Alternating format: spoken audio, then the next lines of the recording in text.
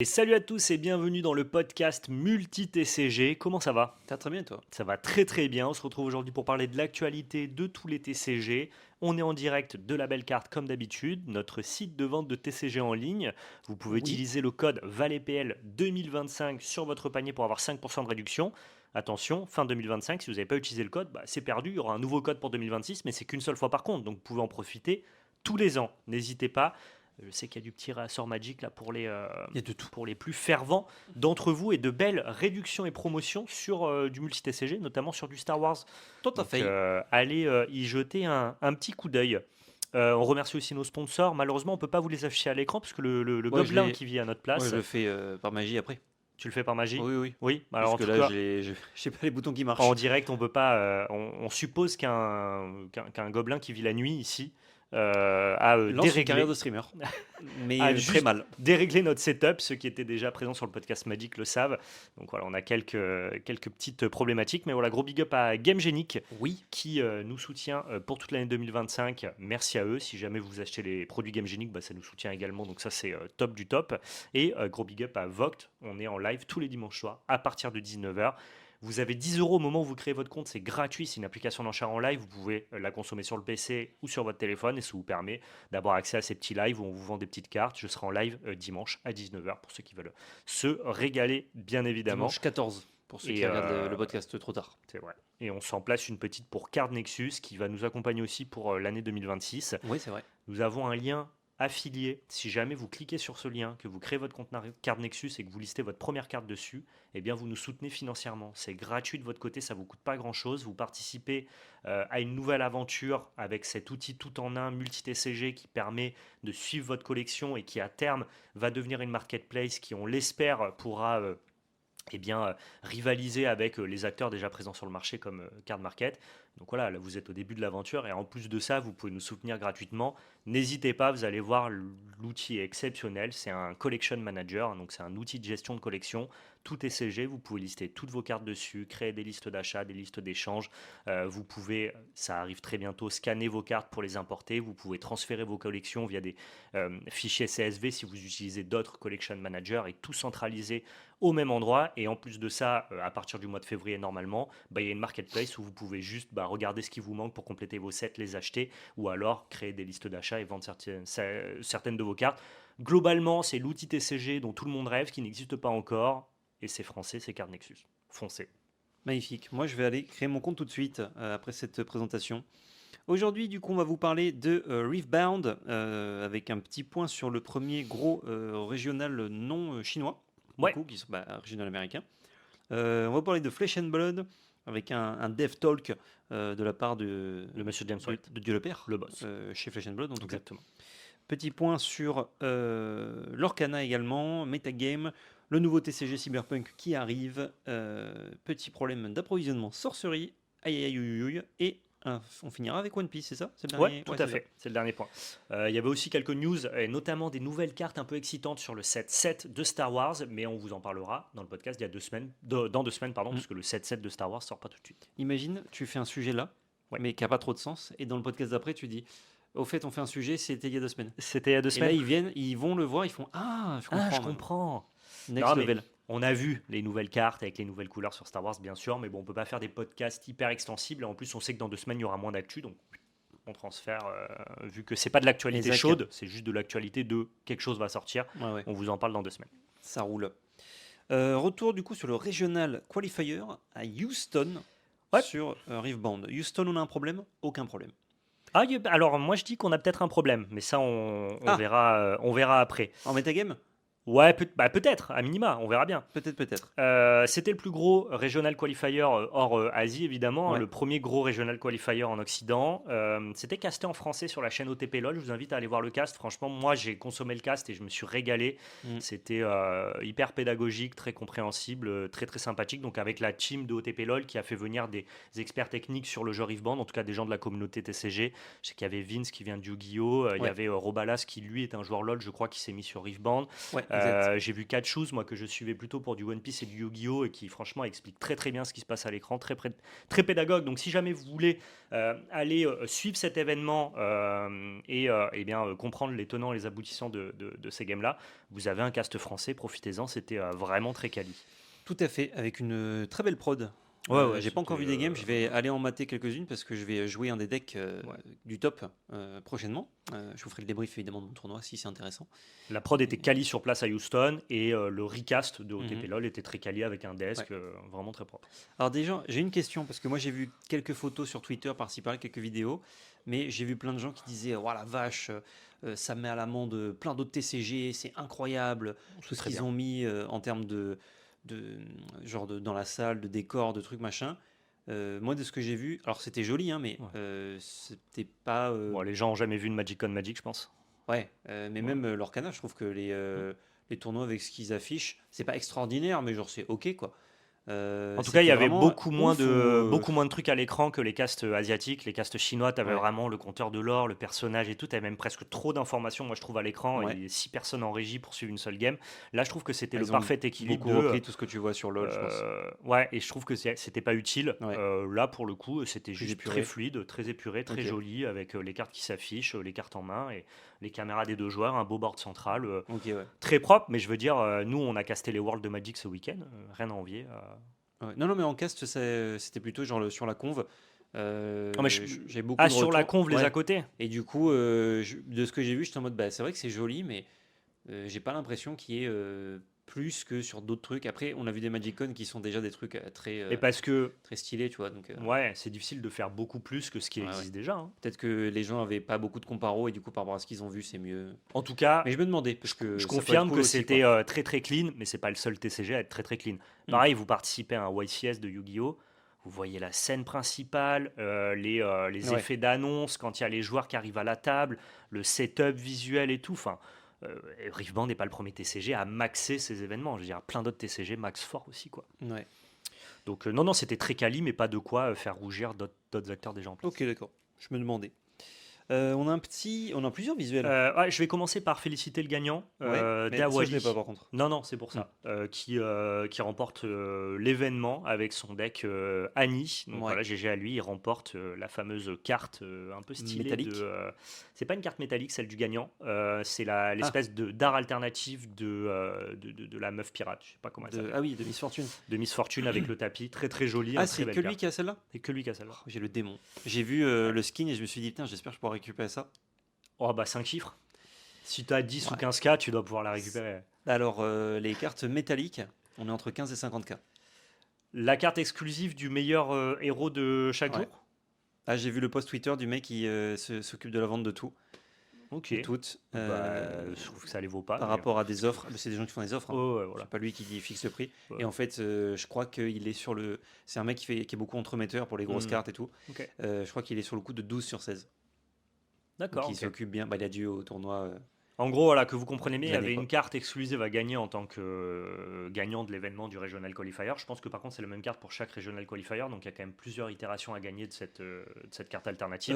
Je suppose, Juste là, oui. pour l'instant, en Europe, il est le premier à l'avoir Ouais. gagné. Mais par contre, si jamais vous êtes le meilleur joueur d'un deck dans ces événements, vous remportez une carte métallique. Donc tu peux finir 200e. Si tu es le meilleur joueur de luxe et que tu as fini 200e, tu vas avoir ta carte métallique de luxe.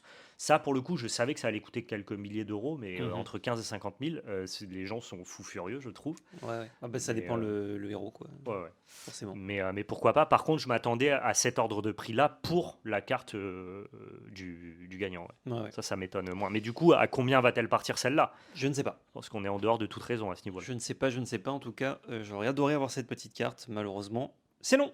Ouais, c'est un système qui, alors n'a pas été emprunté à Altered, parce que je pense qu'ils n'ont pas eu de vision sur Altered, mais que Altered avait déjà mis en place pour le coup. Ouais. C'est pas nouveau aussi que Riftbond mette ça en place, ça existe déjà dans d'autres TCG, et j'avoue que c'est une super idée parce que ça valorise le fait de jouer des héros qui ont peut-être pas le power level d'être compétitifs, mais qui Ouais. peuvent te permettre quand même, ramener à des grandes compétitions, de prétendre à un peu de cash prize, quoi. Ouais, bah, c'est clair. Du coup, en fait, il y a deux strates. Il y a le truc de est-ce que je joue un deck populaire pour essayer de faire le meilleur score possible, mais Ouais. du coup, j'aurai aucun. En fait, en gros, les decks populaires, normalement, ils vont être en top 8. Donc, ça veut dire que si t'es pas en top 8, tu n'auras rien. Ouais. Ou est-ce que je prends un des decks les plus rainés qui existent, mais je le perfectionne pour faire le meilleur score possible. Et du coup, peut-être que, je dis n'importe quoi, mais peut-être que le 200e, qui est le meilleur joueur de Léona, Ouais. et ben en fait, il a eu plus de cash prize que le mec qui finit 9e. Ah, mais largement. Je pense que quand tu es Donc, 200e avec Léona, tu as un meilleur cash price, enfin, même que tu perds si tu perds en demi-finale. bah non, demi, t'as la carte aussi, si t'as pas le même deck que le gagnant. Ben non. Enfin, Bah, le deuxième, Maître Yi, il a la carte Maître Yi.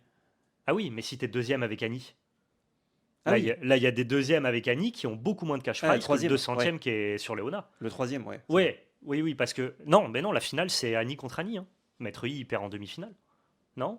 Non, c'est Maître Yi qui est Ah ouais? deuxième. Qui est en finale? Ok, peut-être. J'avais un doute là-dessus. J'ai pas Non, regardé la finale encore. J'ai fait top 16 jusqu'à demi-finale. normalement, c'est Maître Yi qui est Ok, en finale, d'accord. ouais. Alors dans ce cas-là, pardon, si t'es troisième avec Annie, Ouais. t'as moins de cash price que le 200e avec Léona. Un peu la place du con, Bah, pour pour le le coup, coup. ouais. Mais ouais, donc c'est très drôle, Ok. ce système-là. Donc j'adore le côté Putain, je me suis go. fait spoiler une des demi-finales. J'étais persuadé Ah, que je pensais c'était. que t'avais tout regardé déjà. Non, non.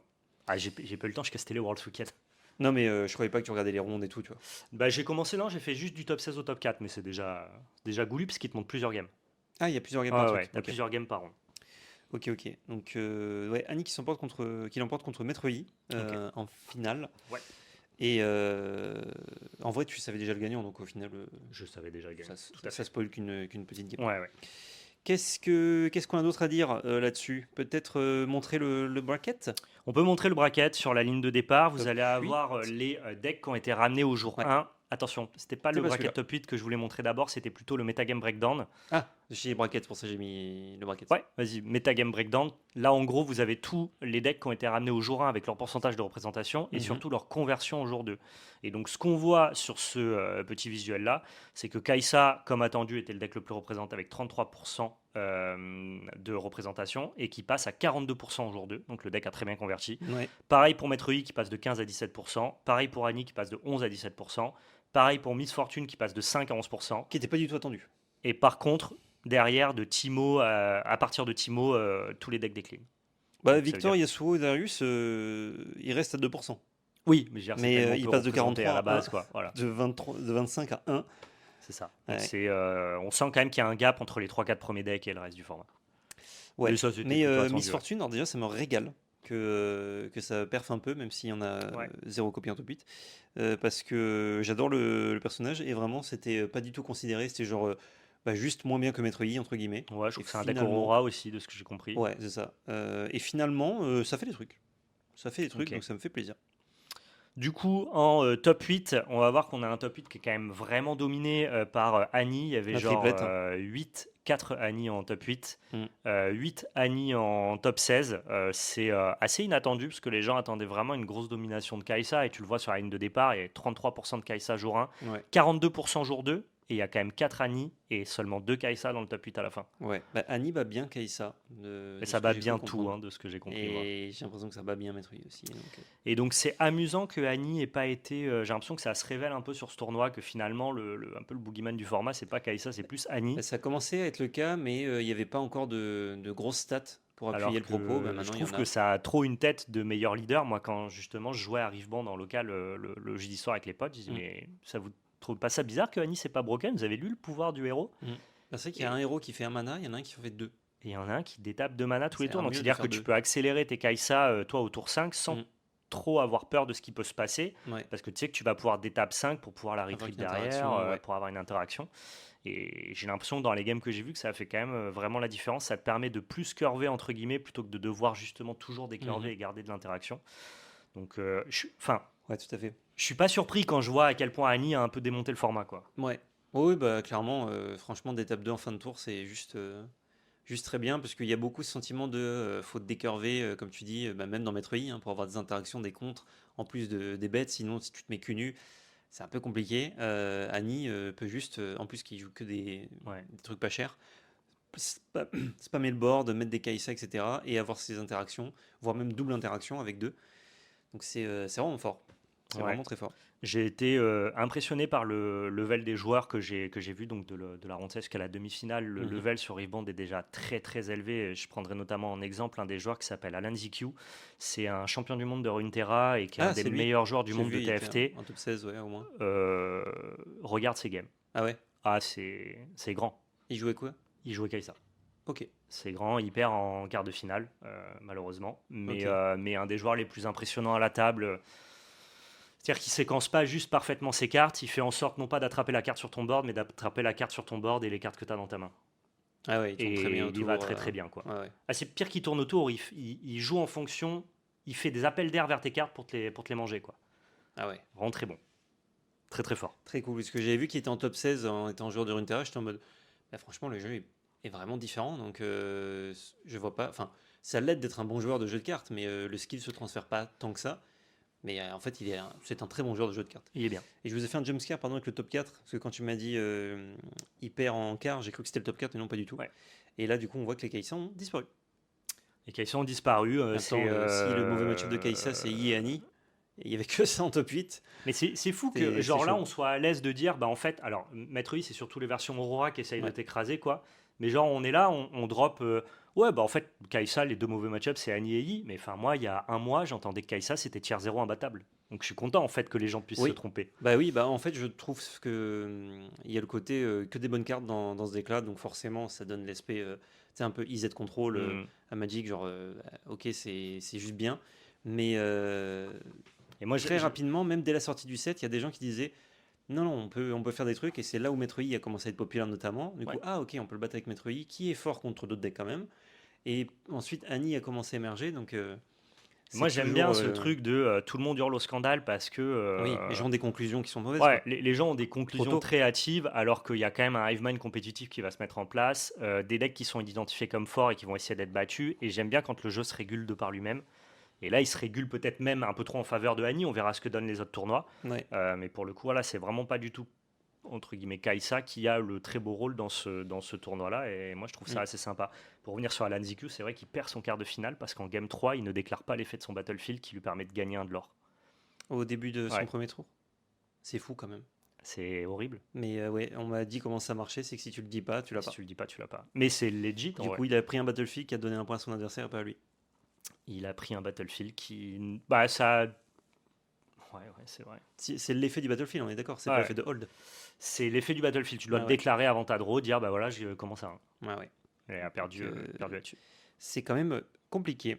Mais en même temps, legit, enfin, c'est comme ça, tu dois Oui, c'est les déclarer règles. ton effet, quoi. C'est Mais, juste triste, la fatigue du tournoi. Et Bah alors, oui, ouais. le mec, il a été vraiment picobello dans ses games Mhm.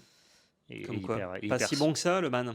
Non, je et il rigole. perd sur ça, et en plus sur un scénario, le dernier tour de sa Game 3, sur lequel il déclare pas l'effet de son Battlefield, il est à ça de le remporter, et avec un fait de jeu, mais vraiment l'explosion, je pense. Ah ouais. Ah, s'il gagne, c'est l'explosion, et il perd, c'est l'explosion aussi, parce que le scénario est fou. Regardez cette game-là, c'est dingue. Donc son quart. Son quart de finale. Ok. Fou. J'irai voir ça. Du coup, le format va continuer à vivre jusqu'au 7-2, donc Spirit Forged qui sort en février. Ouais. Mi-février, fin février, je crois. Et entre-temps, Juste avant Boulogne. on devrait avoir, parce qu'il y a une bonne nouvelle qui est arrivée, du réassort. Ouais, normalement, Quelle enfin, grâce. du réassort qui a été annoncé Courant décembre. par les distributeurs courant décembre. Donc voilà, rapprochez-vous de vos boutiques pour faire vos intentions de précommande. On ne sait pas à quel point le réassort sera massif ou pas, donc on ne sait pas si tout le monde aura, entre guillemets, les commandes qu'il souhaite, mais ça ne vous coûte rien que d'essayer au moins d'avoir une ou deux boîtes. Et on espère que ça fera descendre les prix, quoi, parce que des watchers à 35 balles, c'est des rares, ça n'a pas de sens, quoi. Ouais, ça baisse un peu. Ça baisse un peu, mais ça reste cher. Effectivement, c'est un peu abusé les rares. Il y en a 2, voire 3 par booster, avec les boosters bizarres. Ouais, enfin, Après, c'est vrai que si tu ouvres que des boosters à une rare, les watchers coûtent plus cher. non, mais bien sûr, mais c'est pas rare d'avoir une boîte à 2 watchers, donc ça devrait jamais valoir 35 Oui. balles. Ouais, tout à fait. D'ailleurs, j'ai fait des petits calculs vite faits par rapport à la boîte que j'ai eue, qui était certes très bonne, mais en termes de hit, j'étais dans les ratios. C'est juste Ouais. que mes hits étaient bons. Ok. Je pense que s'ils gardent ce nombre de cartes-là, ce qui devrait sûrement être le cas, parce qu'il y a 6 couleurs, donc il faut beaucoup de cartes, on aura... Enfin, acheter 2 à 3 boîtes par extension, tu as une bonne partie du jeu. Donc, il va te manquer des épiques, c'est Il ça? va te manquer les épiques que Parce tu que, achèteras à l'unité, mais voilà, tu auras un peu entre guillemets relou. les communes. Mais voilà, et en plus, si tu comptes pas jouer toutes les couleurs, si par exemple tu te dis, bah moi le orange, j'aime pas ça et tout, bah, ce qui vaut cher en orange, tu peux le revendre pour compléter avec le reste dans les boîtes que tu ouvres. Donc, ceux qui veulent ouvrir des boîtes, c'est toujours moins bien que d'acheter à l'unité. En ce moment, c'est un peu bizarre, mais normalement, c'est le cas. Sachez que 2 à 3 boîtes, normalement, vous avez une bonne partie de tous les decks.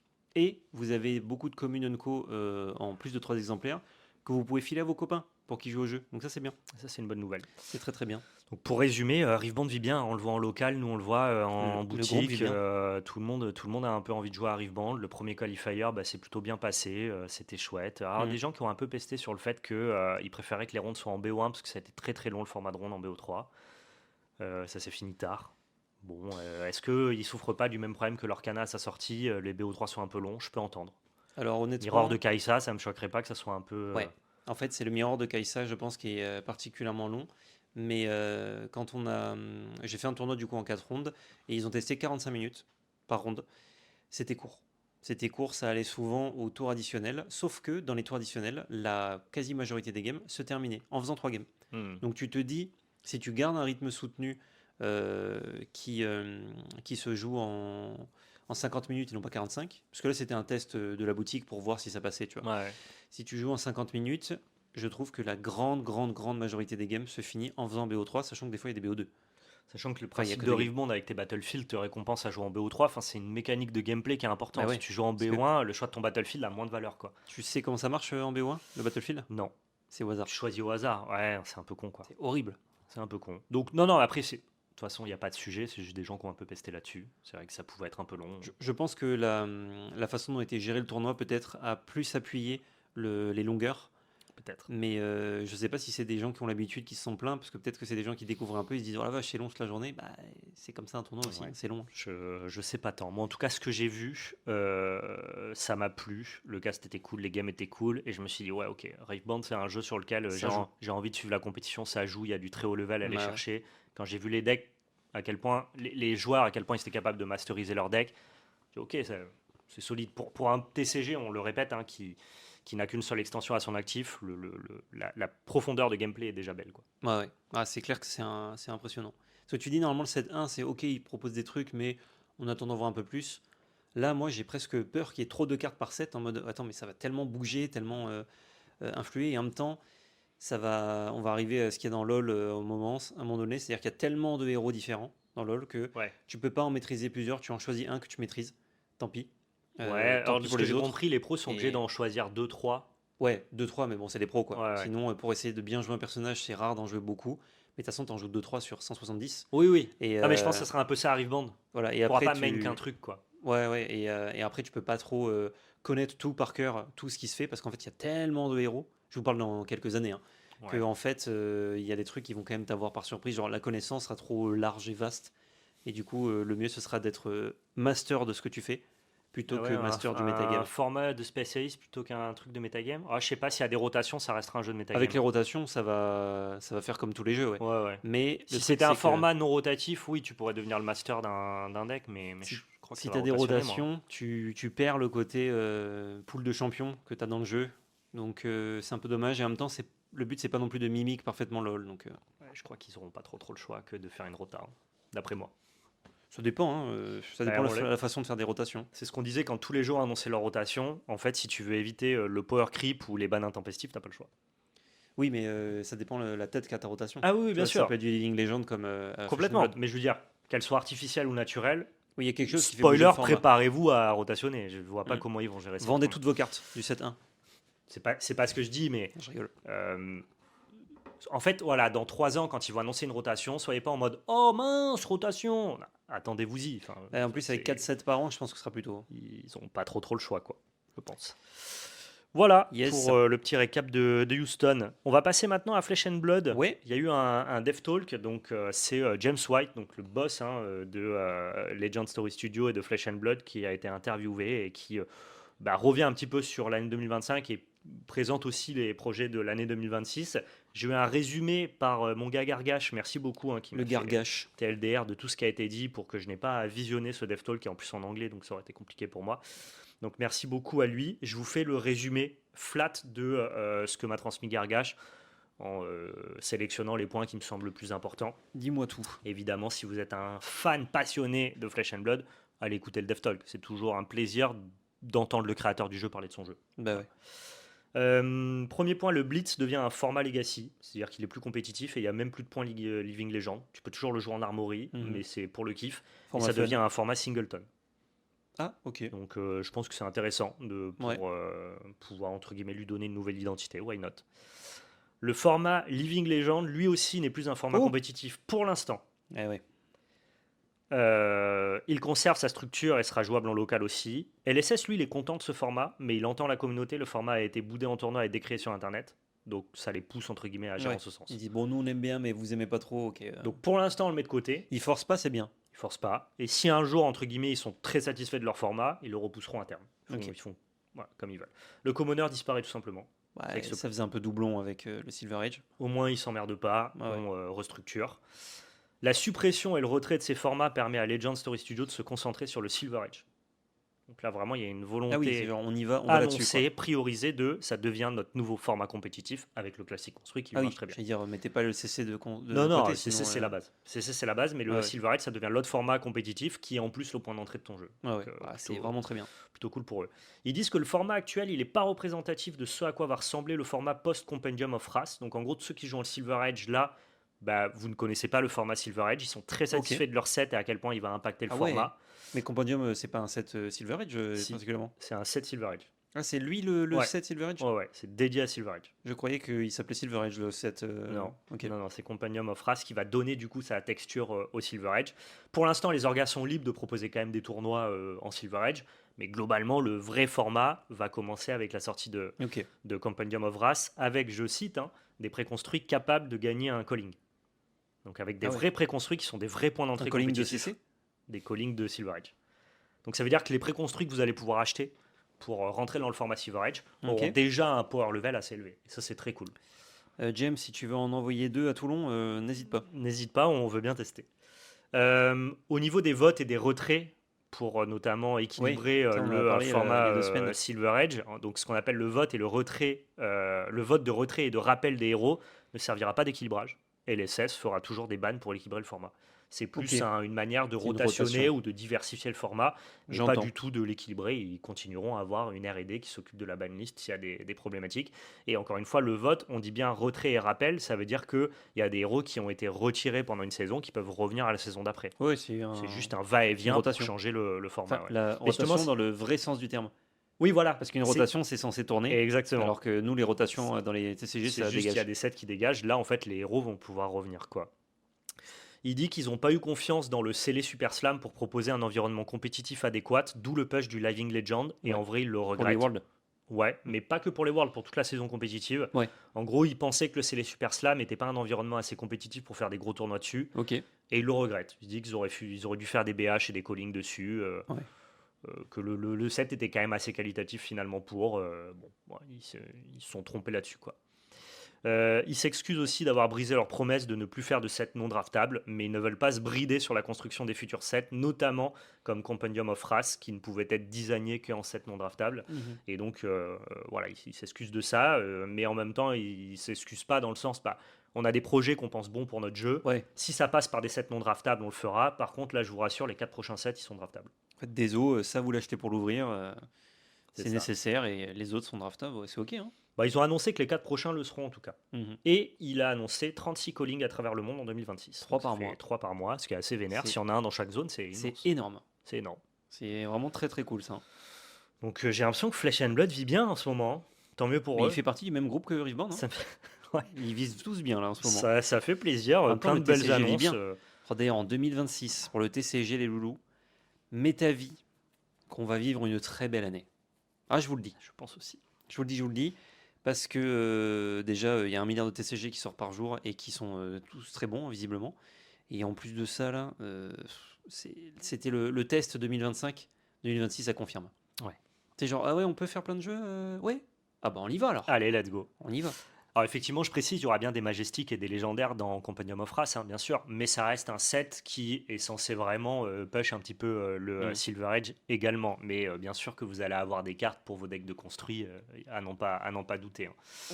Hein. Franchement, moi, c'est un Death Toll que je trouve, même si je ne l'ai pas regardé, des retours que j'en entends, j'aime bien. C'est toujours, complet. Hein.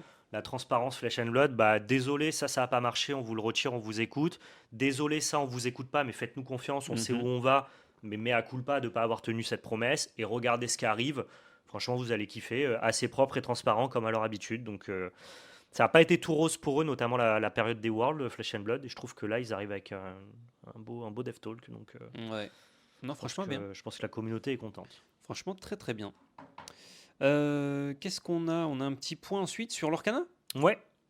Lorcana, toi tu as participé donc au cast du Lorcana Challenge Singapour. Oui. Qu'est-ce que ça a donné? Petit retour sur le cast et après on parlera du metagame. Ouais, alors déjà c'était un format particulier parce que c'était un format BO1. Beaucoup de gens étaient en mode mais qu'est-ce qui se passe? Pourquoi c'est BO1, etc. Et en fait, on a appris, je ne le savais pas, ou alors je l'ai su, mais que l'Asie en fait est très friand de BO1 pour les tournois. D'accord. Du coup, ils ont décidé notamment, enfin, je suppose qu'ils ont décidé par rapport au public sur place de faire un tournoi en BO1 et aussi pour le faire en une seule journée. Parce que de la première ronde à la finale, tout s'est déroulé en un seul jour. Ouais.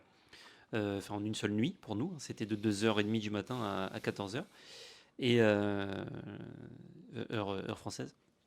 Et du coup, ouais, c'était un peu particulier parce qu'il y avait du BO1 pendant 7 rondes, si je ne m'abuse. Il y avait que 400 et quelques joueurs, c'était pas énorme. Et enfin, pour un DLC, c'était vraiment pas beaucoup. Je rappelle, les DLC vont maintenant être à 4000 joueurs. Hein. Donc, ouais, quand on a 400, c'est 10 fois moins.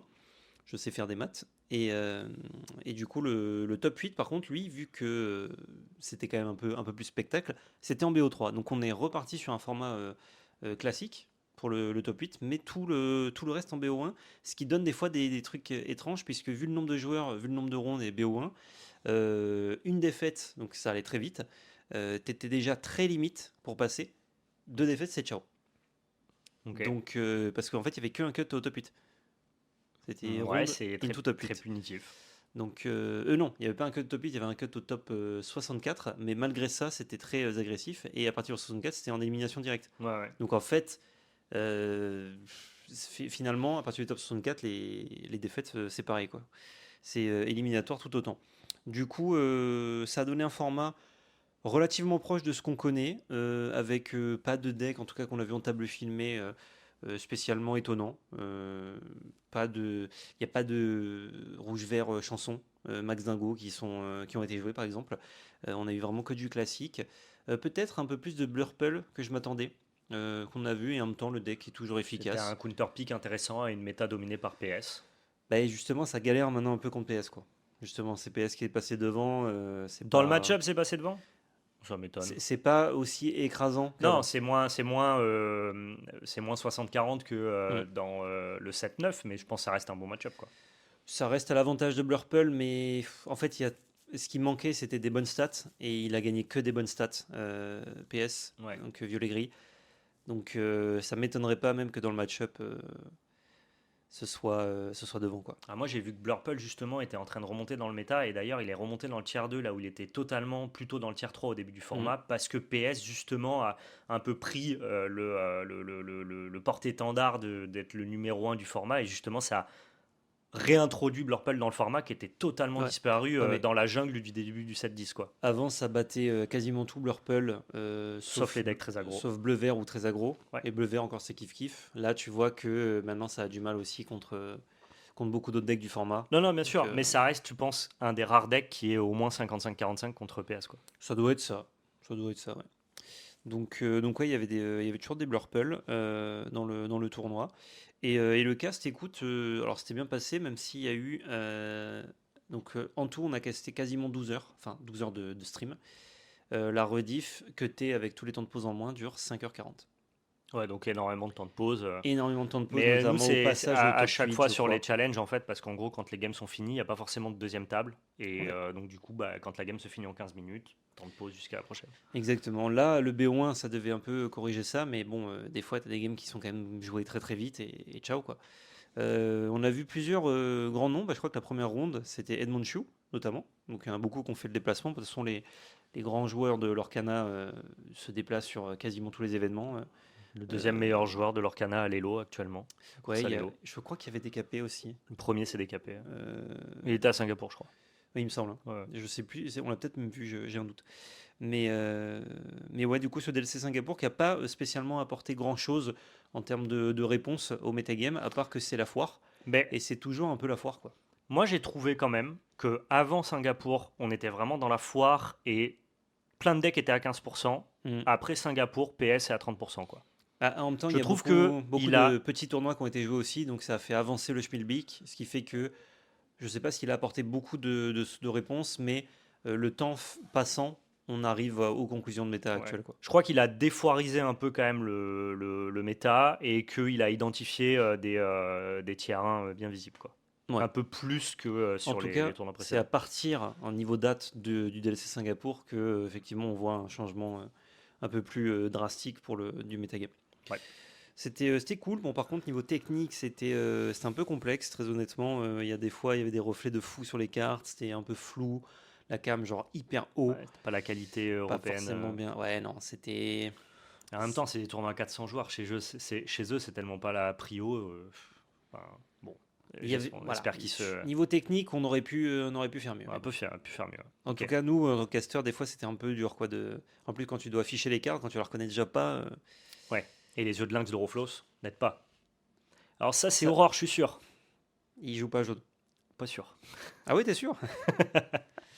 On a dit que c'est. On faisait le petit jeu Nick et des yeux de Taylor. lynx avec Rof sur les cas, c'était rigolo. Sinon, pour parler metagame, Les yeux d'elfe, pardon. il y a une vidéo qui, pour vous, YouTube est déjà sortie, pour vous, Twitch n'est pas encore sorti, où je fais un point méta, tout simplement, du 7-10, puisque maintenant, ça fait un mois à peu près qu'il est sorti. Donc, on a de bons éléments de réponse. Je vous présente les decks avec une tier list récente sur les 2 dernières semaines particulièrement. Ouais. Plusieurs decklists parfois par couleur quand il y a des variations. Tu peux monter le breakdown Et, sur les deux dernières semaines Ouais. qui répertorie tous les tournois sur ring.deck. Tout à fait. Voilà, vous avez pour l'instant ce type de représentation-là. Ça ressemble un peu à ça, le format Lorcana. Tout à fait. Et je conclus je conclus entre guillemets ce point méta par la présentation d'un nouveau deck qui n'est pas du tout représenté ici, puisqu'il n'y a qu'une seule personne qui l'a ramené en tournoi pour l'instant. Enfin, en tout cas, qui a fait un top avec. Et c'est un deck que je trouve personnellement extraordinaire. C'est violet-jaune combo. Donc une base violette midrange et un peu de jaune juste pour la combo, qui a été ramené et brew apparemment par Zan Sayed tout seul. Il est dans une team de très grands joueurs, donc ça m'étonnerait que les grands joueurs lui aient pas filé un petit coup de patte, mais bon, peut-être que c'est lui tout seul qui a breveté le truc parce qu'il n'y croyait pas. Il a dit que le deck, il l'avait dans la besace depuis quelques temps, mais qu'il attendait le bon moment pour le sortir. Il choisit le CCQ de Charlie Collectible Show, un truc comme ça, avec 333 joueurs, je crois, C'est ça. environ. Et il gagne. Il fait 11-1-1, donc une draw qui est sûrement une intentionnelle draw pour passer en top 8. Il gagne le tournoi avec une seule défaite à son actif et le deck est magnifique. Je présente le deck avec quelques balbutiements, je crois, quand je présente le deck. Je me trompe un petit peu sur l'ordre, mais grosso modo, vous avez l'explication de comment il tourne et je me corrige après. Donc on va pas rentrer dans les détails là, mais en gros, c'est un deck qui est capable, en assemblant 2 cartes, de piocher et défausser tout son deck. Et une fois qu'il a fait ça, d'utiliser une combo qui s'utilise directement avec le cimetière en gros. Enfin, une carte de sa main et le cimetière Pour OTK à l'oppo. pour one-shot l'adversaire en gagnant du lore à l'infini. Il y Ce qui est a- plutôt stylé. Il y a deux options et on ne sait pas exactement dans quel cas on est. La première option, c'est Zansed qui est un très bon joueur et qui arrive avec un deck surprise que les gens ne connaissent pas et qui vole un événement et c'est un épiphénomène et le deck n'a pas la puissance de rentrer dans les tiers du format. Ça, c'est un peu ton avis. C'est un peu mon avis. Zansayed dans un deck inconnu avec son niveau de technique, avec une combo Très bon OTK joueur. que les gens ne voient pas venir, ça m'étonne pas du tout qu'il attrape un événement. Pas Zansayed avec la potentielle inconsistance de ce combo-là dans les mains des joueurs les plus lambda. J'ai du mal à voir le deck se frayer une place dans le format. Et la deuxième option, c'est il a cook un truc qui casse le format et qui redéfinit tout le metagame actuel. Je Et ça, c'est pense plus que- l'option dans laquelle tu es, toi. Ouais, je pense que ce deck-là, moi, je l'ai pas vu tourner, je n'ai vu que le deck. Je l'ai pas vu tourner Que non la plus. decklist. Mais bon, déjà, il a gagné.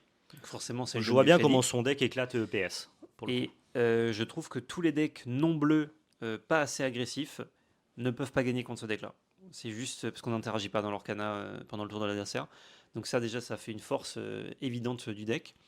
C'est très simple d'assembler une combo qui, pour les mauvaises cartes, entre guillemets, sont présentes qu'en un exemplaire, donc ça pollue pas trop le deck. Les autres bonnes cartes sont en plus d'exemplaires, mais ça, du coup, bah, c'est des bonnes cartes, on va dire, c'est acceptable. Même le terrain, le lieu, il est pas joué, Oui, mais en ça te fait fait, piocher des tu le cartes, c'est voudrais pas ok. dans ton deck s'il participait pas à la combo. En fait, il a Voilà, plein de cartes qui sont et ça se acceptables, réutilise. mais elles ont tout un power level individuel plus faible que si tu jouais Ouais, PS. Et c'est ce qui m'incite à penser que je vois pas son deck devenir tier 1. J'ai beaucoup de mal à positionner ça, mais on verra bien. j'ai l'impression, en tout cas de ce que j'en ai vu, que le deck est quand même extrêmement puissant, qui propose des choses vraiment. Enfin, genre, c'est deux cartes, quoi. Deux cartes combo, tour 8, c'est parti. Enfin, tour 9, enfin, il faut 9 d'encre, mais à Ouais. partir du tour Et 7-8, tu peux le c'est faire. sur 2 tours. Donc, Tu peux pas set up ta combo ouais, sur ouais, le tour c'est 8. d'abord Monstro, et Ouais. ensuite Et ensuite, il faut que tu détapes avec Donald Monstro. ou le lieu. Donc ça m'incite à penser que tu te fais attraper par les decks bleus et les decks très agressifs qui vont passer en dessous. C'est ça. Donc, les decks très agressifs, ça, tu peux tuner ton deck pour essayer de Faut moins essayer, te ouais. faire attraper, mais ils n'existent pas trop, les decks agressifs actuellement. Les decks bleus, par contre, tu peux rien faire. Si tu dois passer un tour avec Monstro et qu'à chaque fois, eux, ils ont une gestion, Hades ou même les decks verts qui font Ouais, pour mélanger. les hommes, bien Voilà, les sûr. decks violets ont Elsa pour engager et d'autres réponses. Le deck, j'aurais pas invincible, hein. Il y a plein de cartes Non. dans plusieurs Ah, mais pour couleurs toi, il qui est peuvent capable de l'attraper. redessiner un peu le format, alors Voilà. que moi j'ai l'impression peut-être même il intègre pas le format. Tu Mais vois. en fait, j'ai la sensation que ce deck-là, il est trop, s'il est suffisamment bien joué, attention, il écrase trop. Il y a des decks qui ne peuvent jamais gagner. Genre violet gris, je vois pas comment il gagne Ouais. ce match-up. Mais ça, je suis d'accord. Du Tu coup, écrases même en les gris. modifiant sa decklist, hein. Franchement, Non, non, violet gris bat pas ce trop deck-là. compliqué. Du coup, je me dis, si le T'es pas assez deck, rapide pour passer en dessous et tu peux pas gérer la combo. voilà, si le deck, il a 100% de win rate contre un tiers du format et ne serait-ce que 50% win rate contre le reste, Hmm. bah, ça en fait un deck vraiment excellent. Et du coup, ça oblige tout le monde à un petit peu changer son fusil d'épaule, quoi. Ouais, mais c'est à quel point, moi justement, je pense que là où on diffère, c'est qu'il a pas 50% contre le reste du format, moi je pense. S'il a Ouais. 50% contre le reste du format, c'est le meilleur deck du format. Il a 50% et Non, mais 60% contre le meilleur deck, tu vois. 50% overall. C'est Ouais, qu'il ouais. y en a, il a peut-être Oui, 30 et toi d'autres tu l'as à 70. 70. Tu vois. Ok. Donc, Je le vois pas battre bleu vert, je le vois pas battre blurple. Je bah, le les vois decks pas bleus, je battre. pense qu'il peut pas les battre. Je, le- Blurple plus facilement que bleu vert. je pense qu'il peut souffrir contre Dog, même si c'est moins agressif qu'Amber Steel. Hmm. En vrai, on est curieux. On a tous les deux pas vu le deck tourner. Let's see. On se fait un avis sur une decklist, mais en tout cas, le smart move de Zan qui, lui, arrive dans un tournoi, personne connaît, il détruit tout le monde. Un peu trop fort, Et quoi. ça me fait un peu penser à ce deck, justement, encore une fois, qui était jaune-violet, qui avait gagné le challenge, qui était en même temps que le challenge Ouais, de de Lille. Lille, qui était aussi un deck orienté combo synergie avec les marraines La Fée et compagnie, et qui lui a vraiment été cet épiphénomène de waouh, son deck trop stylé, et plus jamais rejoué, quoi. Ah, pour le coup, je crois qu'il y a une extension qui est sortie vraiment pas longtemps après. Bon, il était début de 7-3, je crois. Donc, c'est début de 7.3. Ouais, au milieu de 7-3, non? C'était Ah ouais. juste avant 7-4? Il me semblait qu'il y avait une extension qui était sortie pas longtemps après et du coup, le méta a changé, mais genre un mois après. Ouais, je sais plus. Non, doute. Je saurais plus te dire. Mais oui, effectivement, c'est. Bah, de toute façon, on voit beaucoup les metagames américains et européens qui sont rarement les mêmes.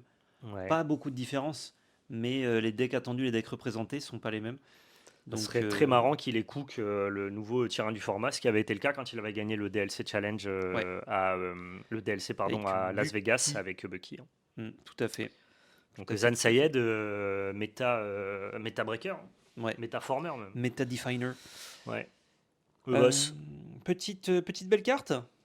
Ouais. Bah, tiens, je vais commencer parce Vas-y, que toi, ça fait peut-être la transition avec autre chose. Si c'est la petite carte que j'ai vue en bas. Ça fera pas la transition toute nette, mais vas-y. Pas la transition toute nette. Je vais ramener une petite carte Lorcana. Justement, on en parlait. Yep. Alors, je me suis dit, est-ce que je ramène une carte du deck de Zan? Et bon, j'avais pas de carte T'avais spécialement pas de carte du jolie. deck de Zan. Si, j'ai tout le deck quasiment, mais pas qui est Oui, nécessairement qui était joli. pas skin. Quoi. Et je voulais vous montrer cette jolie épique. Ah, j'ai une mise au point tout de suite, presque. Environ. Parce que je trouve que les effets. Donc, c'est une carte Glimmer, qui est un nouveau type de carte qui se booste dans le chapitre 10. Et du coup, il y a un traitement particulier genre, sur le personnage. En plus que là, c'est la rareté épique, donc il y a un traitement de fou. Je peux même vous enlever le Attends, sleeve. c'est un autre traitement que les cartes épiques de base? Ouais, enfin, c'est un autre traitement. En gros, il y a les cartes Glimmer Ouais. de base Ça, je vois, c'est ont un foil, le chat du Cheshire qui a un foil spécial. foil différent, voilà. Ouais. Et les épiques Glimmer, il me semble, en tout cas, je trouve que le foil sur le personnage n'est pas le même que les autres. Ah Donc ouais, là, vous voyez la faut que je- texture, qui est très jolie, qui fait ressortir le personnage, les décors et tout. Et le foil du personnage, j'ai l'impression qu'il est différent. Je me trompe peut-être, Je crois que c'est le même foil que les autres équipes, que les autres parce épiques, hein. que j'ai typiquement toutes les épiques côte à côte. Et lui et Aladdin, qui est un glimmer aussi, ressortent différemment. Mais Elle est peut-être très que belle en c'est tout mon cas. œil. Dans tous les cas, je l'amène parce qu'elle est jolie, Elle est très jolie, ouais. Les ouais, cristaux comme ça qui sont je retourne m'asseoir. un peu col foil presque. Ouais. Est-ce que là, je peux avoir une mise au point plus nette ou pas? Foil froid. Ah, un peu mieux. Ok, bah tu sais quoi, si elles ont un foil alternatif, je ne le savais pas. J'ai l'impression que j'en ai. En tout cas, ça reste du bel ouvrage. Et les épiques, on passe un peu outre. Maintenant, c'est devenu Ouais, monnaie courante. t'en as Même. 2 par boîte, T'en donc as tu les une à vois deux par boîte, régulièrement, ouais. mais c'est bien pour pimper quoi. Mais ouais, je trouve ça cool. Et vu que ça coûte pas très cher, hein, les plus recherchés, genre Aurore, qu'il faut en x4, Ouais. c'est 10 euros. Du coup, je Ouais. vais compléter gentiment mes petits sets d'épiques pour avoir tout. Il y en a 16 ou 18. Par 18, set. parce qu'il y en a 3 par couleur. Ouais. Ok. Et du coup, je vais les récupérer petit à petit. Ça se fait entre les ouvertures plus celles que j'ai pas, quoi. C'est assez cool. Qu'est-ce que tu nous as Très ramené de beau? propre. Je vous ai ramené une petite carte One Piece. En ce moment, One je suis un Piece. peu retombé dans le game de One Piece, ce qui d'ailleurs m'a amené le dernier point Mhm. dont je vais vous parler. Si je suis arrivé dans le game, j'ai dit ah, c'est Ah, ça les prix. ça a changé. Ah, voilà, ça a changé, je vous en parlais, vous allez voir, c'est marrant. Et j'ai récupéré pour la première fois une carte promo tournoi, j'en avais jamais eu entre les mains, et bah, j'ai toujours trouvé les cartes magnifiques, je vous la déslive, vous allez voir on dit que Bandai sont les boss, je pense que vous allez comprendre pourquoi. Je vous ai ramené, alors c'est une carte de participation, c'est pas très très recherché ou très très rare, mais c'est des cartes qui ont une frame que je trouve exceptionnelle, avec cette espèce Ah oui, c'est très beau. de texture dorée sur le contour. Ouais. Et ces cartes-là, mec, pour moi, c'est la frame qui fait tout. Alors oui, les illustrations, le foil est stylé, hein, Mais en fait, ça encadre bien, ouais. mais l'espèce de petit pattern relief, comme si c'était de la feuille de diamant ou de la feuille d'argent, ou des feuilles d'or pour les promos tournants un peu plus recherchés, Mhm. qui encadrent le dessin, je les trouve zinzin. En plus, tu as un hologramme toujours, vous voyez les petites flèches là, avec, vous le voyez pas, mais le sigle des Mugiwara à l'intérieur. Plein d'effets de texture, du foil sélectif. Enfin, la carte a une richesse visuelle quand tu te penches dessus et que tu joues avec elle à la lumière. C'est vraiment, plus vas je voir. regarde et plus je me dis, mais qui peut battre One Piece? C'est imbattable. C'est vrai que ce qu'ils En, font sur la frame, c'est. en production industrielle d'un grand Tu ressens à TCG, peine, quoi. genre, il n'y a aucun TCG. Tu peux avoir des affinités. Moi, je trouve Flesh and Blood exceptionnel, par Mhm. exemple. Mais parce que je trouve que c'est subtil, il y a un mood, tu vois. Mais en termes de pure qualité objective de cartes, de traitement, de foilage, de technique, One Piece est imbattable. C'est incroyable. Et ils battent même Pokémon, Ouais, ouais. qui a quasiment tout inventé là-dessus. Mais c'est magnifique. Ça vaut combien, ça? 20 euros, J'ai 20 euros là dans la poche. c'est cadeau, hein. Je vais cliquer ça fort. En plus, j'adore Charlotte Pudding. Ouais. Donc c'est magnifique. Tu sais à quoi ça me fait penser, moi, la frame plus le côté hologramme, le personnage qui ressort et tout, à des cartes vintage. Alors, pas la texture sur la frame, Ouais. ça c'est relativement nouveau, mais il y a beaucoup de cartes vintage avec justement un fond un peu holographique, neutre, un peu vide, Ouais. et des personnages détourés mis en peu. avant. Et avec un contour, du coup, enfin une frame colorée, tu vois, épaisse. Ok, Et je du vois un coup, peu le genre. ça fait très ça, genre les cartes de collection, tu vois, Ouais. vintage. Je trouve ça Et d'une c'est très beauté. beau. J'ai eu ça entre les mains, je me suis dit, ah ouais, ils sont intouchables, One Piece. Ouais. Ils sont juste Ah là, ils sont, intankables. moi j'adore en plus quand il y a comment ça s'appelle, un détail, un traitement appliqué sur des cartes qui sont distribuées, tu vois. C'est pas la manga de fou. C'est Non. non, ça, tu fais ton petit tournoi, tu le récupères. Ça, quoi. c'est distribué, ouais. C'est ouf. C'est trop bien. Non, franchement, une pièce trop Après, fort. si tu l'avais en anglais, c'est 700 balles. Donc, Non, je prends en japonais. J'adore le japonais. Ah, moi aussi. En À 30 ans, il n'y en aura plus. À ce prix-là, j'adore le japonais. Ah oui. Ah ben oui, mais je vais retomber. Jusque là, il y a trop de trucs là. Voilà, Il y a trop de trucs. branchez-vous One Piece. Moi, je me suis branché One Piece parce que j'avais orienté ma collection sur les cartes vintage DBZ. En fait, j'étais arrivé à un point où je pouvais pas tout faire. Donc j'ai dit, Mm. ok, j'arrête toutes les collections de tous les TCG, je me concentre sur mes cartes vintage. Et là, je suis arrivé à un état d'avancée de ma collection cartes vintage j'ai plus accès aux cartes. C'est-à-dire que Ouais. si quelqu'un les vend pas, je peux pas en acheter. Ok, Je peux ouais. pas continuer à compléter Et de la les collection. prix doivent être aussi élevés potentiellement. C'est même pas forcément une question de prix, c'est Non, juste ça va. les cartes Elles sont pas n'existent dispo. Les cartes ne sont pas dispo, les cartes n'existent pas. Je peux attendre 6-8 mois avant qu'une des cartes qui me manque drop parce que c'est trop rare, notamment sur les collections françaises. Ouais. Donc j'étais en mode, ok, bon, bah 2026, je me mets sur One Piece, j'ai envie de pouvoir continuer à compléter, à collectionner des Ok, trucs. ouais. Quoi. Je vois. Vu que malheureusement, je peux plus collectionner de la Cardass. Tout à fait. Bah, tu veux faire le segment One Piece maintenant, ouais? Pendant qu'on est dessus. Ouais, et on se finit avec le nouveau TCG. Ouais. Du coup, on va passer sur le segment One Piece. Je vais vous partager quelque chose que j'ai découvert moi en me remettant justement dans la collection One Piece. Donc suite à mon incapacité à continuer à collectionner de la Cardass vintage et mon envie d'acheter des belles cartes, quoi. Je me suis réintéressé à One Piece que j'avais un peu laissé en stand-by alors que j'avais commencé la collection notamment fin 2024. J'avais partagé ça en vidéo et sur Insta. Mhm. J'avais commencé à acheter notamment les leaders grosses têtes que je trouvais très cool et tout, des SP, des petites alternatives un peu cool. Et c'est vrai que tout 2025, j'ai dit bon bah One Piece, j'y reviendrai plus tard.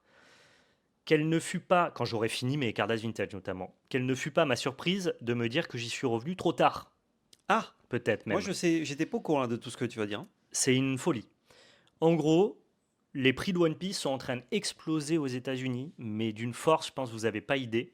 Ça reste encore, je trouve, très tempéré, notamment au Japon, où pour le coup, il n'y a pas tant d'explosion que ça. Ouais. Et en France, même les prix anglais n'ont pas la puissance des prix anglais américains. Ouais. Mais en fait, on sait que dès qu'il y a des mouvements de marché comme ça et des Souvent ça se explosions, décale après. Ouais. ça risque de se décaler. Et de toute façon, les prix ont quand même augmenté en France en corrélation de ça, hein, de toute façon, évidemment. Ouais.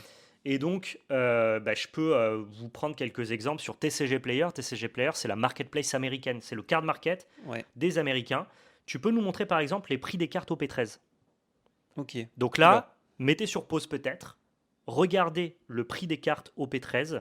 C'est-à-dire que c'est la display qui est sortie il y a un mois. Il y a des cartes qui oscillent entre 8000 $ pour la première. Et tu peux aller jusqu'au 12e hit pour rester à 400 $.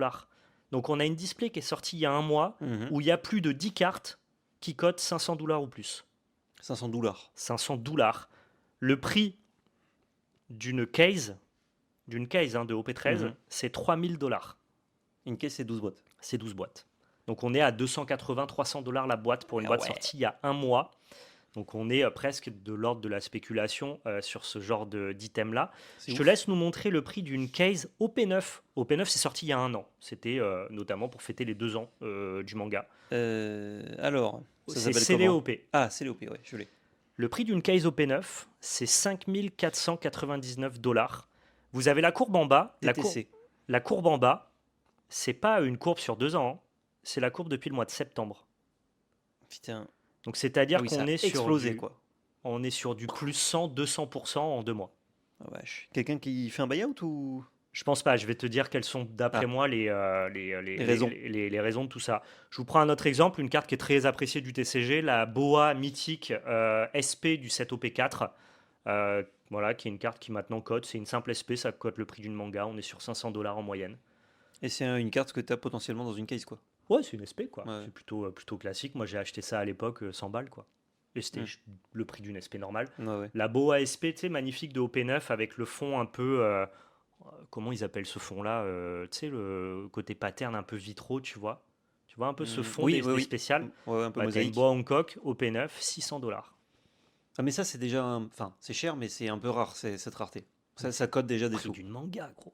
Ouais. Ça valait 150 $ il y a 3 mois. C'est tout 3-4 mois. Parce que genre j'ai vu des euros dans ce style, du coup, quand même côté 300 balles, tu vois. Bah ouais, mais après, tout était descendu début 2025. Tout One Piece était vraiment très très abordable. Okay. Donc bref, il y a une explosion des prix de One Piece aux États-Unis. Et donc moi, comme je me suis un peu remis dans la collection, j'ai regardé du contenu, regardé notamment des comptes Insta qui partagent un petit peu du contenu sur la collection de One Piece, discuter avec des collectionneurs pour essayer de comprendre un petit peu tout ça.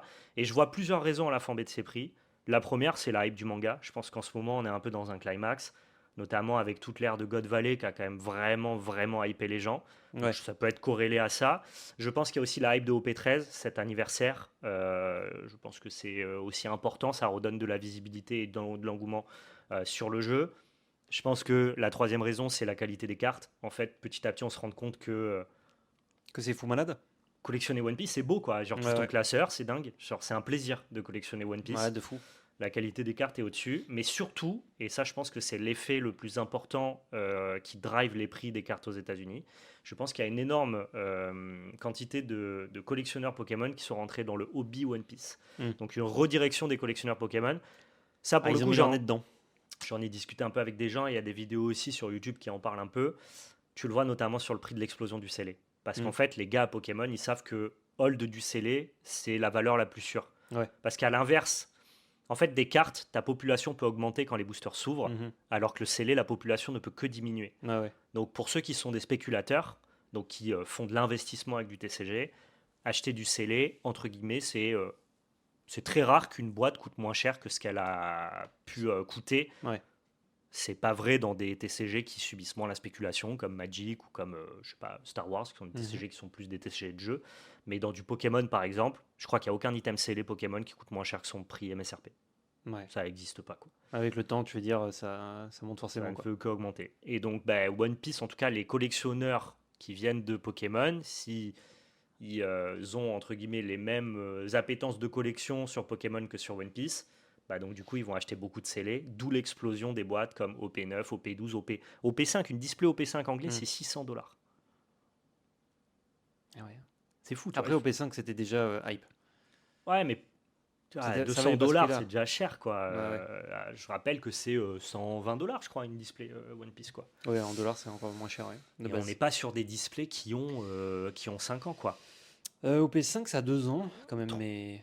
Ouais, c'est ça, 2 ans. Mais ouais. Donc c'est quand même, C'est quand même cher, ouais. c'est quand même fou. Et donc ouais, ce monde de, en tout cas, ces collectionneurs Pokémon qui, en fait, Pokémon, les prix ont tellement explosé. Les prix maintenant sont tellement chers à Pokémon que bah forcément les gens se redirigent vers quelque chose qui est plus Mhm. accessible pour eux. Et c'est vrai que One Piece, même si c'est en train d'exploser, bah en termes de qualité de cartes visuellement, tu sais maintenant Pokémon, il y a des cartes qui coûtent 20K, quoi. Plein de cartes coûtent Ah 20K. ouais. Non, des vieilles, pas des récentes. Ouais, des vieilles, mais Ouais, tu ouais. vois, même des récentes, je Noctali. sais pas, un Octali VMAX, c'est 2 ou 3K si tu le veux PSA. Tu vois, donc ça devient déjà inabordable pour beaucoup de gens. Et Ouais. un gars, par exemple, qui a un Octali VMAX de EV7 en PSA 10, qui cote 3 500 €, bah t'imagines, il le revend, il s'achète 5 mangas. Ouais. Bah, je pense qu'il y en a plein qui font la transi, quoi. Oui, bah oui, oui. Et du coup, après les mangas qui explosent, il a fait x5. Peut-être. Alors là, c'est une bulle. Généralement, comme toutes les bulles, Oui, ça oui. tend un petit peu à se Ça corriger. redescend après, ouais. On sait pas, je sais pas à quel point les prix vont se fixer là-dessus, mais je voulais vous partager ça parce que je suis spectateur de ça. Je me Mhm. suis redirigé vers la collection One Piece et j'ai constaté de ça. J'ai trouvé ça assez fou et je trouvais que ça pouvait être intéressant de vous le partager. Donc One Piece qui a une Tout à hype de fait. zinzin en ce moment. Tout à fait, ouais. C'est assez ouf. Pourtant, le manga, enfin, ça peut hyper les gens, mais du coup, les cartes sont quand même pas du tout corrélées à ce qui se passe actuellement. Du coup, il n'y a même pas le côté on Non, se retrouve c'est pas là-dedans, tu hyper vois. lié à ce qui se passe dans le manga, ouais. Donc, genre, l'extension Egghead, c'était il y a plus d'1 an. Ouais. Alors que là, dans l'animé, en tout cas, on est au point culminant d'Egghead. Dead, ouais. Et dans le manga, on est sur un arc qui est pas du tout adapté Qui a encore. rien à voir avec ça, ouais. Et à tel point que les gens se demandent, il y a des théories et tout par rapport aux couleurs de personnages, de cheveux ou autres, qui pourraient indiquer des choses qu'on n'a pas parce que tant que l'animé ou en tout cas les premiers splash art color sont pas faits, on ne sait pas. Tu parles des cheveux de Roxy Québec, Roxy Euh, Chebec. Parce que ça y est, on a la couleur. plein d'autres trucs Ok, de d'accord. personnages. Je Parce spoil que pas lui, ceux qui sont pas à jour. je dis rien, mais en tout cas, lui, c'est bon, on a sa couleur de cheveux, parce qu'il est en couverture du Shonen Jump magazine. Ouais. Ouais, mais d'autres persos aussi. Ok. On se demande si c'est les vraies couleurs ou si c'est des trucs faits en mode Ok. histoire d'eux. Comme il y a des fois des personnages qui ont des couleurs de cheveux juste fantasy, tu vois. Donc pour ça, c'est marrant que on attend fort les cartes et l'animé pour avoir des confirmations, quoi.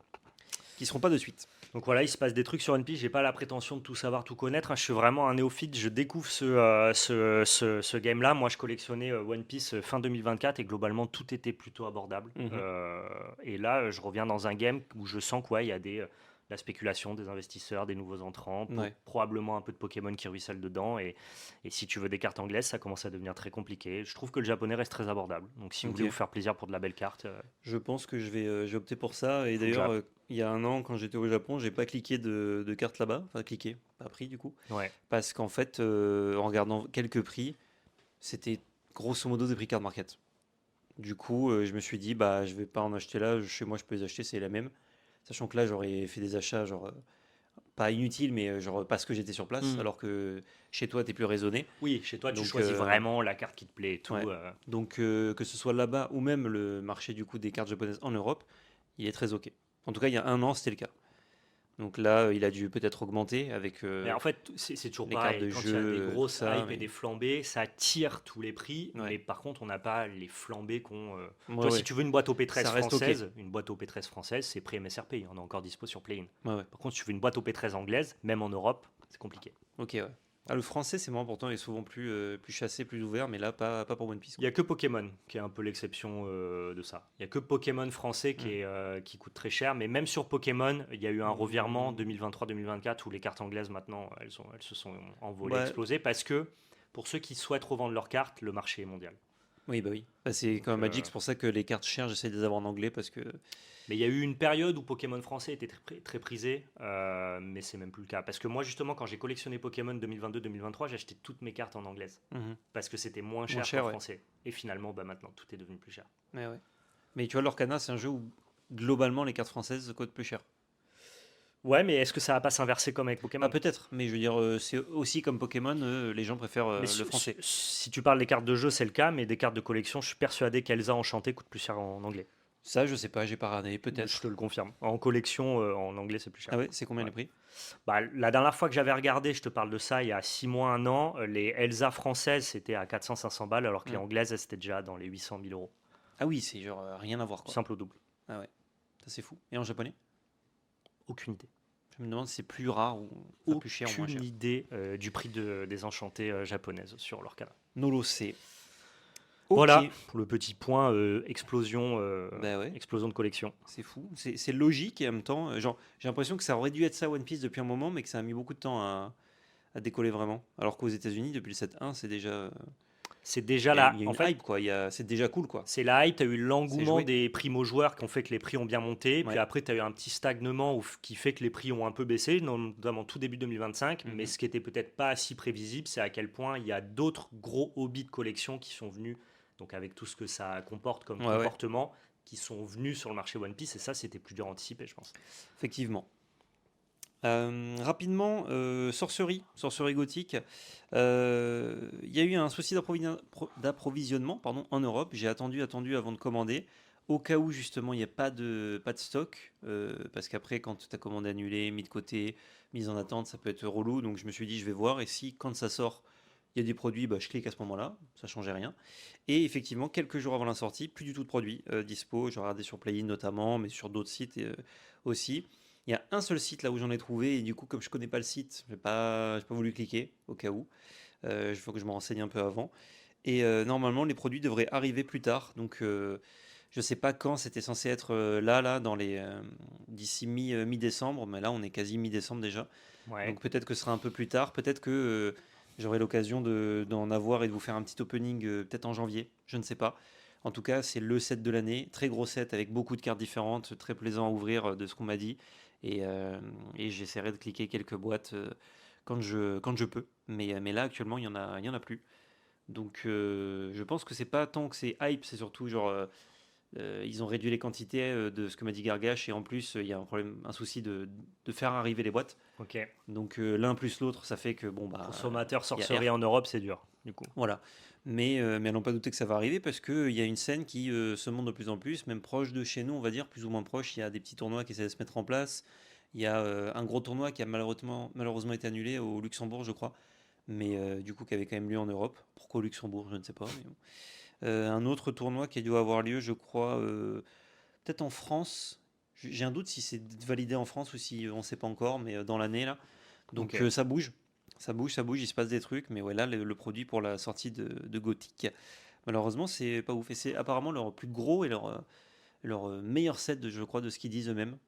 Donc ça donne envie. Ça donne envie Ok. d'y jeter un œil. Bon, moi, je suis plutôt collectionneur que joueur, hein. Joueur, on verra plus tard. Par contre, ça, c'est un produit qui est relativement dispo déjà. Enfin, encore. Les decks de démarrage. Pour 60 balles, tu as 4 decks dedans. Ok, pour tester le jeu. Voilà. Et du coup, pour se mettre au jeu, donc ils avaient déjà fait ça avec Alpha Beta. Pour se mettre au jeu, ça a l'air vachement bien.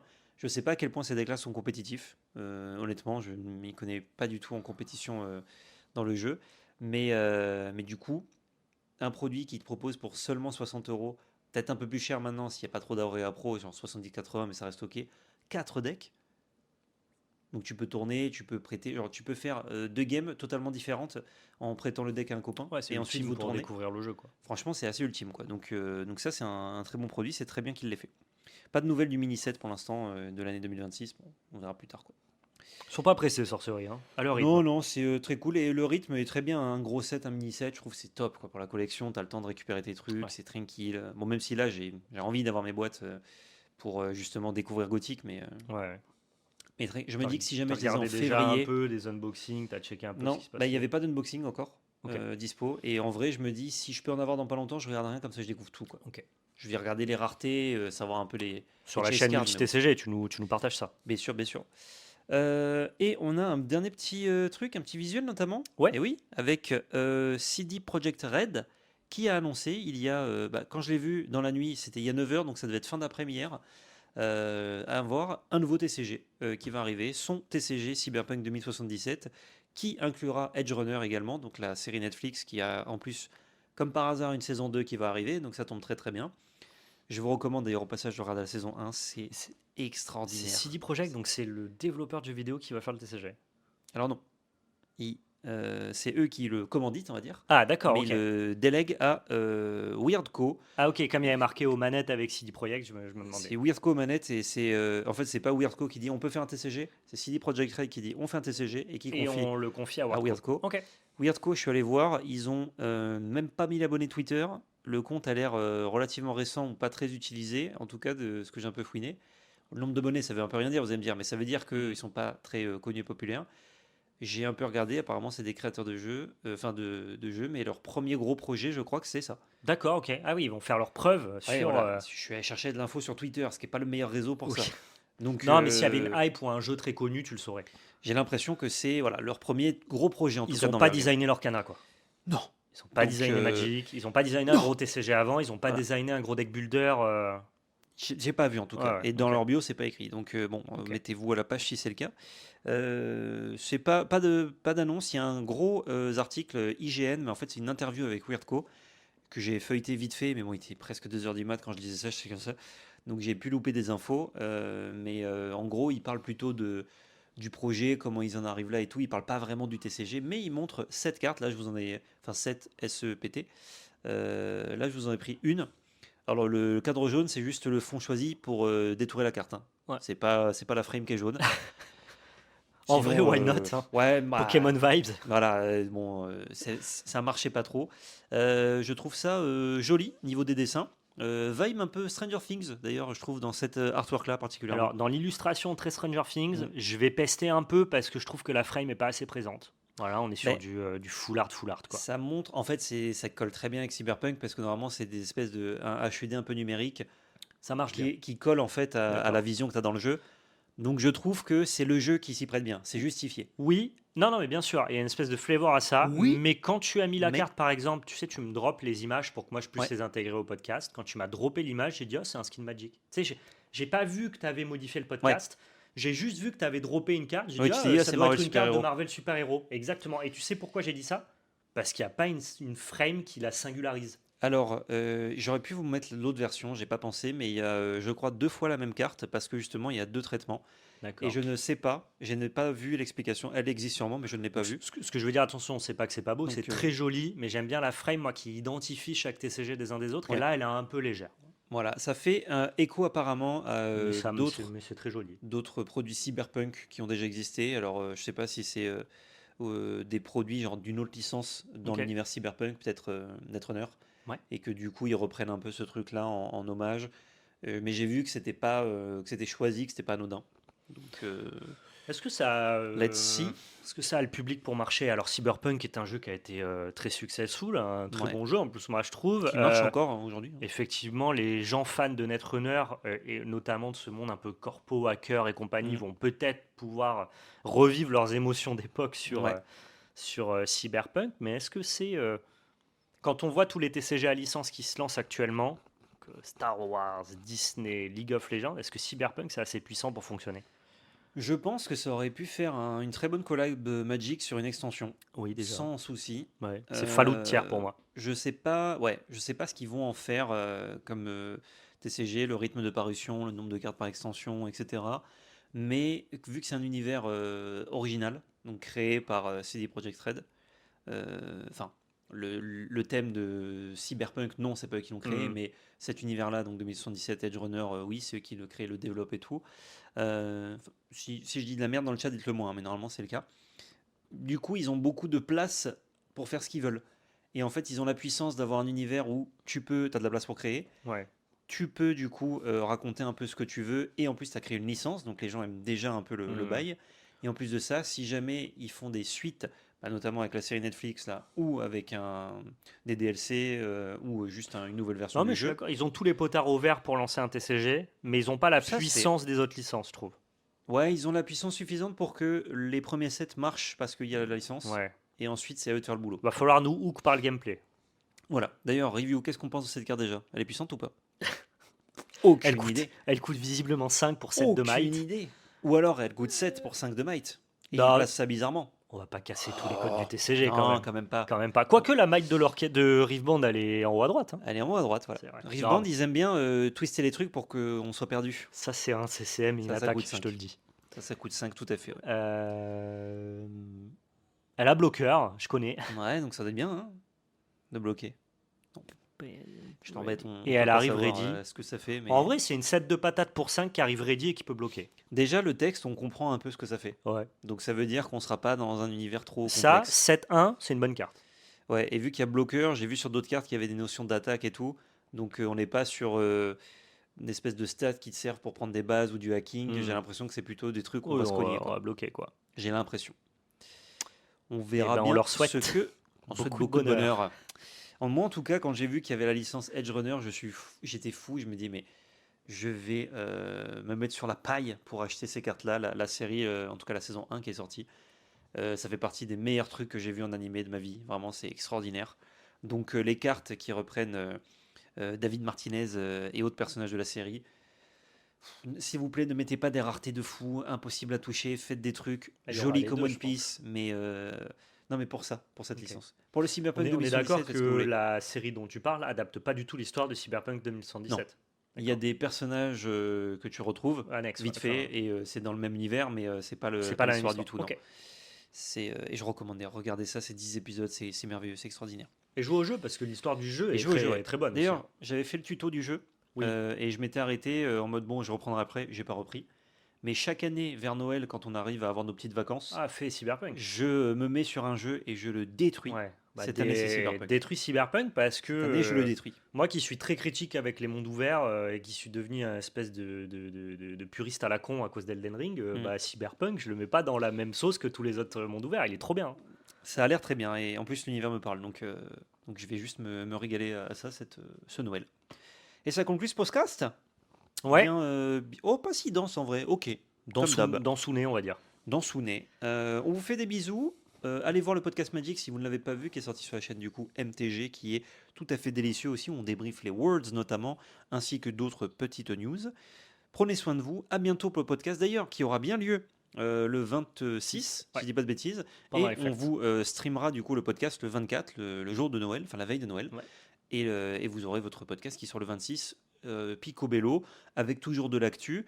Et je vous tease un petit peu. On a préparé 2 segments similaires, du coup, un pour Magic et un pour le multi-TCG, un petit peu pour les fêtes. Voilà. Segment de Noël. Voilà. Un petit segment de Noël. Voilà. Ça va être sympa. Exactement. N'oubliez pas le petit passage sur Card Nexus, lien en description. Vous listez vos petites cartes dessus, vous suivez l'évolution des prix, vous nous soutenez. Vous êtes au début d'une belle aventure. Voilà, Card Nexus. Tout à fait. On soutient à fond. On se clique, on se connecte. Et surtout, n'oubliez pas, c'était de la belle magie. Ciao. Ciao tout le monde.